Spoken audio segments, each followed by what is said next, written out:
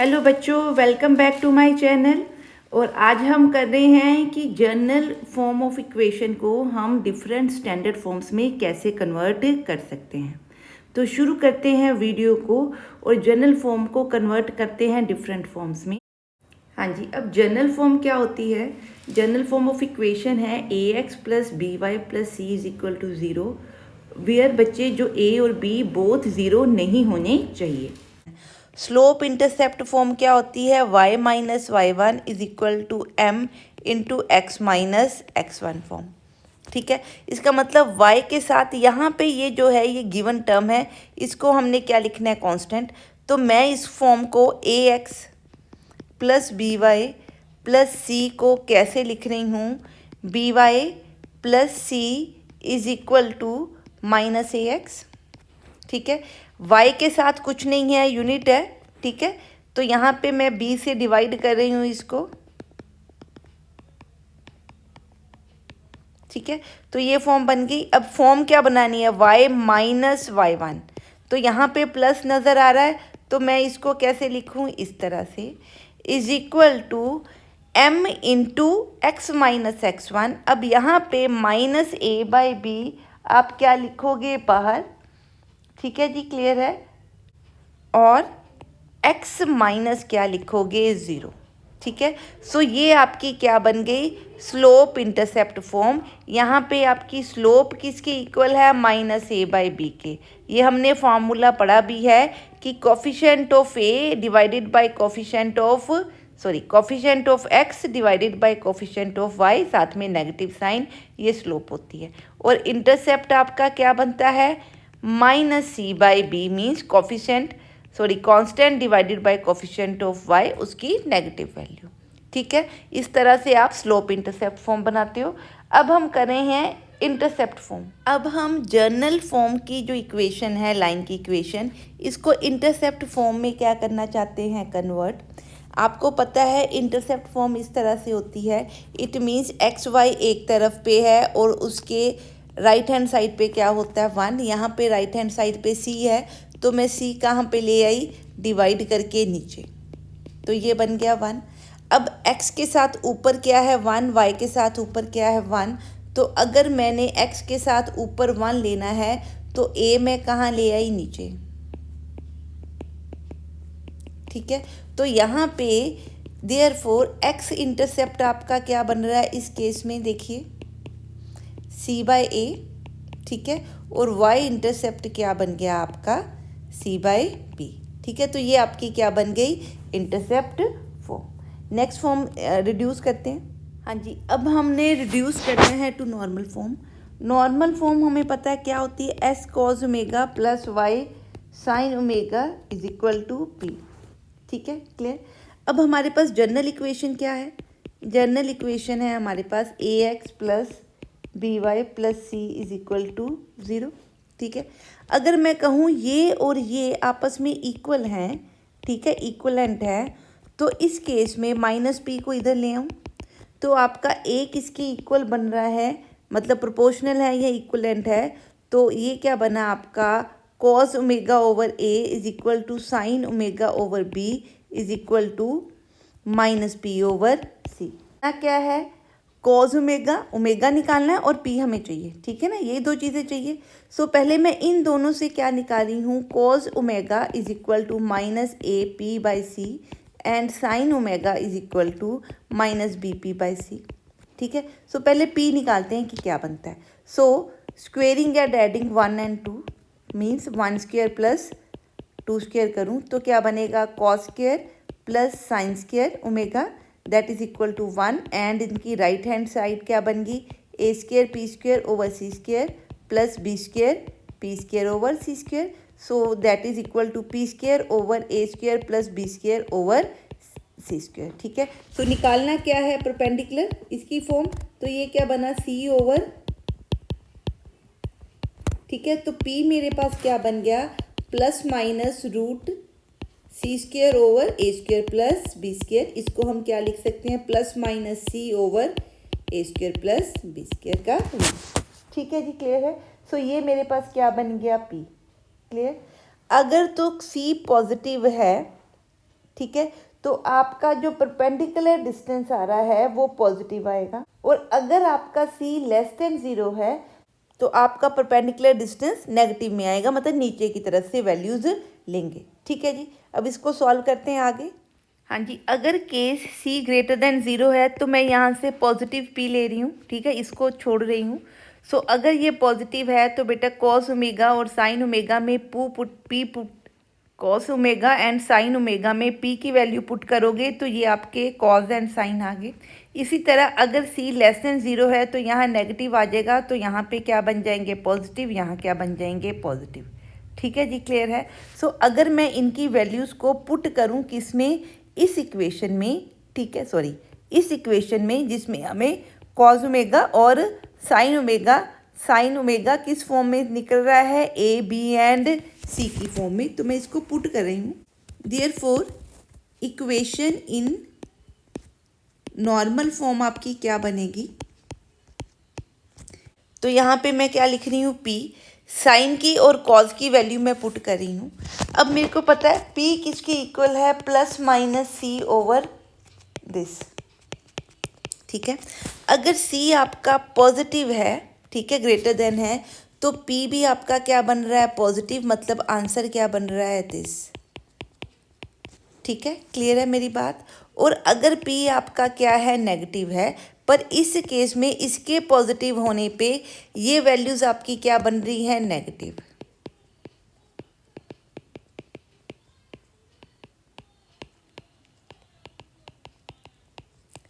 c over this बन रहा है जब c पॉजिटिव है। ठीक है, अगर c आपका नेगेटिव है, ठीक है, तो आपका p क्या बन गया नेगेटिव। इसका मतलब p कैसे आएगा, कुछ इस तरह से, पर आपका जो ये वाली वैल्यूज़ हैं ये क्या बन गई पॉजिटिव।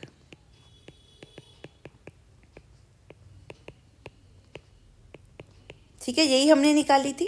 ठीक है, क्लियर है। अब आप दोनों केसेस में देखिए, ये जो माइनस का साइन है, अगर ये सारा साइन मैं इधर ले जाऊं तो दोनों केसेस में ये इक्वेशन बन रही है, means a x plus b y is equal to minus c over क्या कर रहे हैं root a square plus b square. तो ये जो इक्वेशन बनी क्या, ये वाली, ये इक्वेशन बना रही हूँ, यहाँ लिख रही हूँ, is equal to minus c over a square plus b square. ठीक है, सो ये इक्वेशन आपकी क्या बन गई नॉर्मल फॉर्म, जिसमें ये ओमेगा कॉस ओमेगा की वैल्यू है, ये साइन ओमेगा की वैल्यू, और ये आपकी क्या है पी की वैल्यू। हाँ जी, नेक्स्ट करते हैं इससे रिलेटेड कुछ एग्जांपल्स। हाँ जी, अब इसको डिफरेंट फॉर्म्स में बनाते हैं। पहले स्लोप इंटरसेप्ट फॉर्म बनाते हैं। स्लोप इंटरसेप्ट में क्या है, y और कांस्टेंट आपने एक तरफ कर देना है, -6 को एक तरफ ले गए, y के साथ जो है यूनिटी आएगा, सो 3 से हमने डिवाइड कर दिया। सो अगर मैं इसको इस तरह से लिखूं तो ये आपकी क्या बन गई स्लोप इंटरसेप्ट फॉर्म, वेयर ये आपकी क्या है स्लोप और ये आपका क्या है intercept. So this is equal to intercept, this is intercept. ठीक है जी, क्लियर है। हाँ जी, नेक्स्ट देखते हैं। ठीक है, अब हम करें इंटरसेप्ट फॉर्म, मतलब इंटरसेप्ट फॉर्म क्या, x by a plus y by b is equal to 1। So मैंने क्या करना है, पहले तो 5 को राइट हैंड साइड पे ले गए, फिर क्योंकि राइट हैंड साइड पे यूनिटी चाहिए तो 5 से इस सब को डिवाइड कर दिया। अब x के साथ भी 1 चाहिए तो 6 को नीचे ले गए 5/6 के साथ। सिमिलरली y में 3 को ले गए नीचे। ठीक है, अब आपका x इंटरसेप्ट क्या है 5/6, y इंटरसेप्ट क्या है 5/3, तो ये आपकी क्या बन गई इंटरसेप्ट फॉर्म। ठीक है जी, क्लियर है। अब करते हैं आपकी नॉर्मल फॉर्म।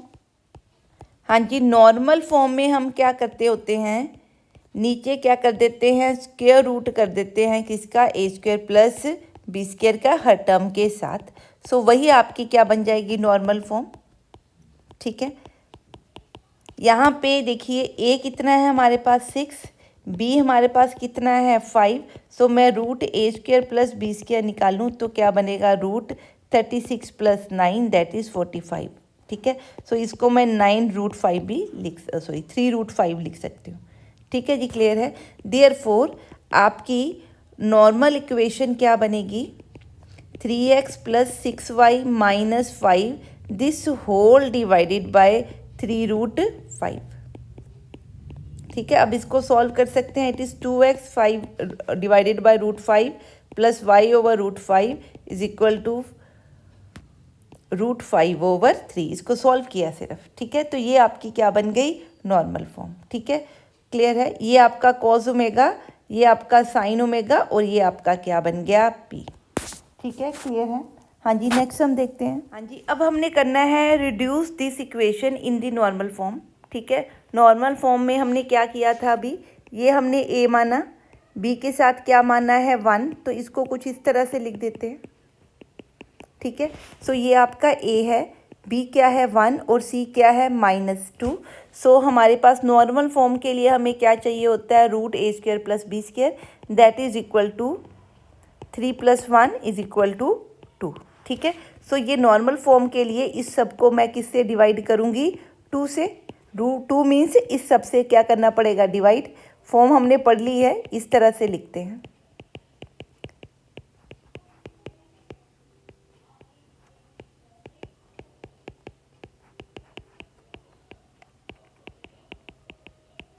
ठीक है जी, क्लियर है। सो ये आपकी फॉर्म बनी /2 plus y/2 is equal to -2/2, that is equal to -1। ठीक है, दैट इम्प्लाइज, अगर मैं इसमें से एंगल निकालना चाहूँ बेटा, मीन्स कि अगर इनका परपेंडिकुलर डिस्टेंस या p निकालना चाहूँ, तो आपको p हमेशा क्या लेते हैं, पॉजिटिव। सो यहाँ पे हम क्या लिखेंगे, 1, नेगेटिव नहीं लगाया। ठीक है, अब आपका जो कोस ओमेगा है वो -√3/2 बन रहा है, और साइन ओमेगा -1/2 बन रहा है, क्योंकि p हमेशा क्या लेना है, पॉजिटिव, ये ध्यान में रखना है। देयरफॉर आपका जो एंगल है परपेंडिकुलर डिस्टेंस, मतलब इसका जो परपेंडिकुलर डिस्टेंस फ्रॉम ओरिजिन है वो इस तरफ है बच्चे। ठीक है, मेरी बात समझ में आई, ये एंगल बना रहा है। हाँ जी, अब देखिए कॉस और साइन दोनों नेगेटिव है। आपका परपेंडिकुलर डिस्टेंस देखने में नेगेटिव आ रहा था, मतलब एक्चुअली क्या है, आपका जो परपेंडिकुलर है लाइन पे इस तरफ से है, और ये परपेंडिकुलर ये वाला एंगल बना रहा है थीटा। ठीक है, तो ये 180 प्लस थीटा है। अगर मैं नेगेटिव साइन छोड़ दूं तो ये √3 से 3/2 या 1/2 से मेरे को पता लग रहा है ओमेगा यहाँ पे क्या होना चाहिए, 30। सो ये एंगल एक्चुअली 30 है। ठीक है, सो क्योंकि साइन और कॉस दोनों नेगेटिव हैं, तो हम कौन से क्वाड्रेंट में है, थर्ड क्वाड्रेंट में। देयरफॉर आपका ओमेगा बेटे क्या बनेगा, 180 plus 30, that is equal to 210। ठीक है, बात समझ में आई। सो ओमेगा आपका 210 है, और परपेंडिकुलर डिस्टेंस इसका नॉर्मल फॉर्म में क्या है, 1। ठीक है, और यही हमने क्या करना था, निकालना था। क्लियर है जी, समझ में आ गया। हाँ जी, नेक्स्ट देखते हैं। हाँ जी, अब हमने x -4 को कन्वर्ट करना है नॉर्मल फॉर्म में।